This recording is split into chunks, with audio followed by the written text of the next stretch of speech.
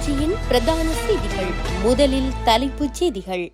யாழில் அதிகாலையிலேயே இடம்பெற்ற கோர விபத்து, இளைஞர்கள் 2 பலி.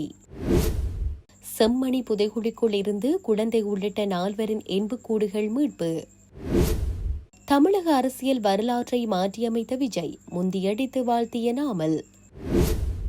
முதலமைச்சராகும் விஜய், வீழ்த்தப்பட்ட திராவிட சாம்ராஜ்யம், ஆளுநருக்கு பரந்த கடிதம்.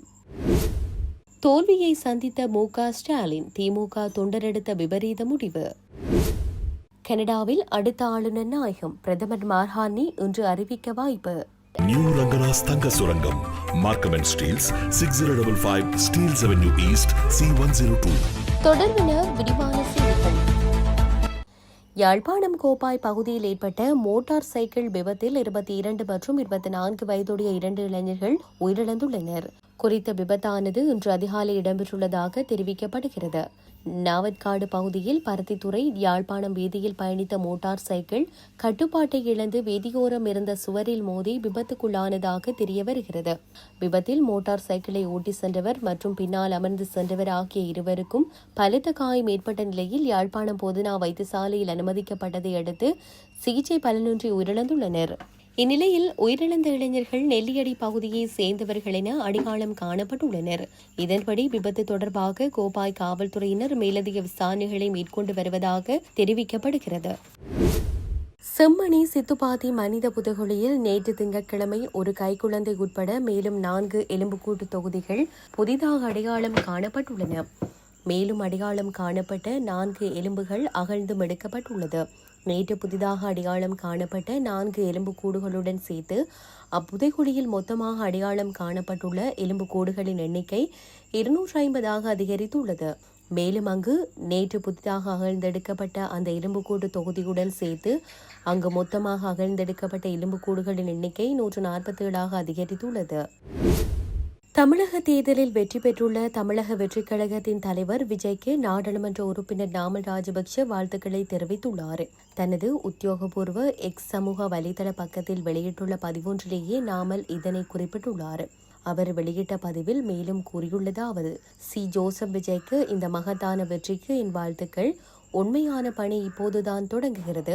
வரவிருக்கும் சவால்களை வென்று மக்களுக்கு அர்த்தமுள்ள நன்மைகளை வழங்குவதற்கான வலிமையும் உறுதியும் உங்களுக்கு உங்கள் குழுவினருக்கும் கிடைக்க வேண்டும் என நான் விரும்புகின்றேன். மேலும் இரு நாட்டு மக்களையும் பாதிக்கும் விடயங்களில் இலங்கையுடன் ஒரு வலுவான மற்றும் நேர்மையான உறவு உருவாகும் என்றும் நான் நம்புகிறேன். உங்களுக்கும் உங்கள் குழுவினருக்கும் எனது மனமார்ந்த நல்வாழ்த்துக்கள் என்று தெரிவித்துள்ளார். 2 வாரங்களில் பெரும்பான்மையை நிரூபிக்க தயார் என ஆளுநருக்கு அனுப்பிய கடிதத்தில் தமிழக வெற்றிக் கழகம் கூறியுள்ளதாக இந்திய ஊடகங்கள் செய்தி வெளியிட்டுள்ளது.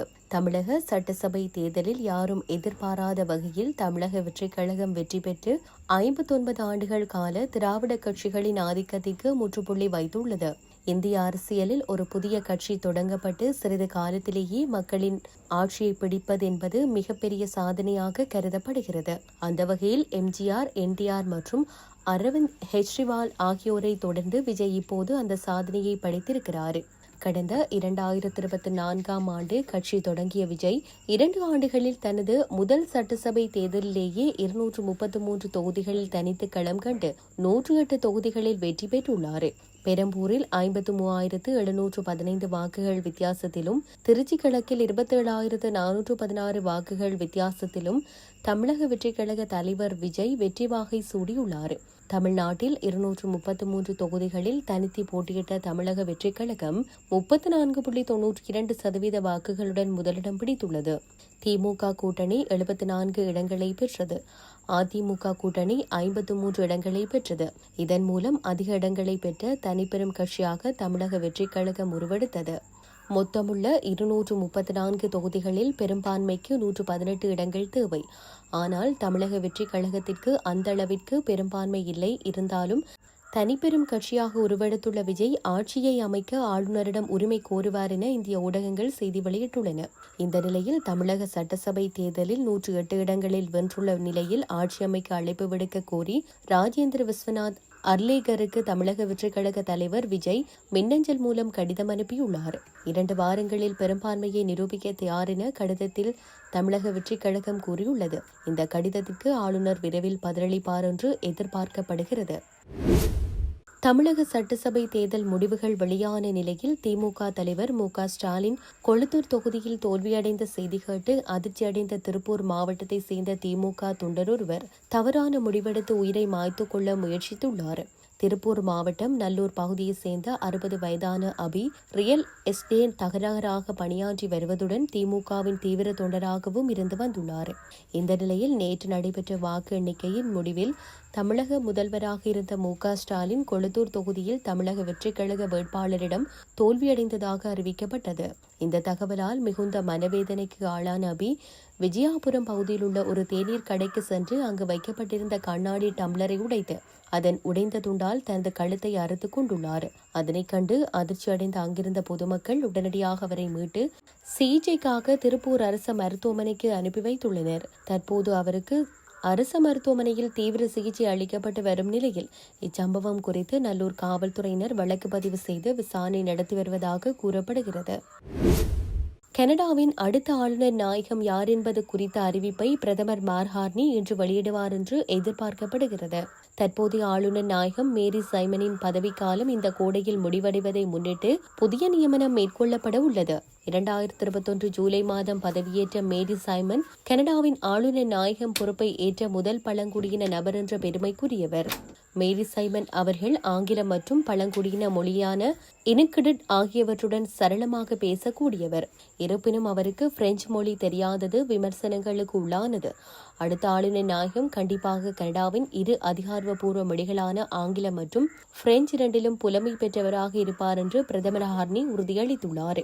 ஒரு ஆளுநர் நாயகமாக பொறுப்பேற்பதற்கு முன்பு மேரி சைமன் ஒரு சிறந்த ராஜதந்திரியாகவும் சமூக தலைவராகவும் பணியாற்றியுள்ளார்.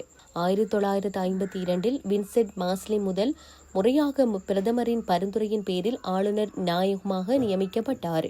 அன்றிலிருந்து இன்று வரை நியமிக்கப்பட்ட அனைத்து ஆளுநர் நாயகங்களும் இருமொழி புலமை பெற்றவர்களாகவே இருந்து வந்துள்ளனர். மேரி சைமன் மட்டுமே இதில் விதிவிலக்காக இருந்தார். புதிய ஆளுநர் நாயகம் யார் என்பது குறித்த அதிகாரப்பூர்வ தகவல் இன்று மாலைக்குள் தெரியவரும் என தெரிவிக்கப்படுகிறது. ஐரோப்பிய நாடாளுமன்றத்தில் உரையாற்ற கனடா பிரதமருக்கு அழைப்பு விடுக்கப்பட்டுள்ளது. நேற்று முன்தினம் ஞாயிற்றுக்கிழமை அர்மேனியா நாட்டில் நடைபெற்ற ஐரோப்பிய அரசியல் சமூக உச்சி மாநாட்டில் கனடா பிரதமர் மார்ஹார்னி கலந்து கொண்டார். இதற்கிடையில் ஐரோப்பிய நாடாளுமன்றத்தின் தலைவரான ராபர்டா மெட்சோலா ஐரோப்பிய நாடாளுமன்றத்தில் உரையாற்ற கனடா பிரதமர் மார்ஹார்னிக்கு அழைப்பு விடுத்துள்ளார். ஞாயிற்றுக்கிழமை நடைபெற்ற மாநாட்டின் போது ஐரோப்பிய நாடாளுமன்றத்தின் தலைவரான ரோபர்டா மெட்சோலாவை சந்தித்த ஹார்னி ஐரோப்பிய நாடாளுமன்றத்தில் உரையாற்றுவதில் தான் மிகுந்த மகிழ்ச்சியடைவதாக தெரிவித்தார். ரோபர்டாவின் அழைப்பை ஏற்றுக்கொள்வதில் தான் மிக்க மகிழ்ச்சியடைவதாக தெரிவித்த மார்ஹார்னி தனக்கு அழைப்பு விடுத்ததற்காக அவருக்கு நன்றியும் தெரிவித்துக் கொண்டார். முக்கிய விடயம் என்னவென்றால் கனடா ஐரோப்பிய நாடு அல்ல, அது ஒரு வட அமெரிக்க நாடு. ஆக ஐரோப்பிய அரசியல் சமூக உச்சி மாநாட்டில் கலந்து கொள்ளும் முதல் கனடிய பிரதமர் என்னும் பெருமையை ஹார்னி பெற்றுள்ளார். விடயம் என்னவென்றால் ட்ரம்ப் அமெரிக்க ஜனாதிபதியானதை தொடர்ந்து அவர் கனடாவை மோசமாக நடத்தி வருகிறார். ஆகவே அமெரிக்காவை தவிர்ப்பதற்காக ஐரோப்பாவுடன் நெருக்கமான உறவு வைத்துக் கொள்ள கனடா பிரதமரான மார்ஹார்னி நடவடிக்கை மேற்கொண்டு வருகிறார். அதற்கேற்றாற்போல் தற்போது ஐரோப்பிய அரசியல் சமூக உச்சி மாநாட்டிலும் அவர் கலந்து கொள்ள உள்ளதுடன் ஐரோப்பிய நாடாளுமன்றத்தில் உரையாற்றவும் ஹார்னிக்கு அழைப்பு விடுக்கப்பட்டுள்ளது குறிப்பிடத்தக்க விடயமாக அமைந்துள்ளது. இத்துடன் செய்திகள் யாவும் நிறைவு பெறுகின்றன. மேலதிக செய்திகளை அறிந்து கொள்வதற்கு www.tamilaram.com எனும் இணையதளத்தை பார்வையிடுங்கள்.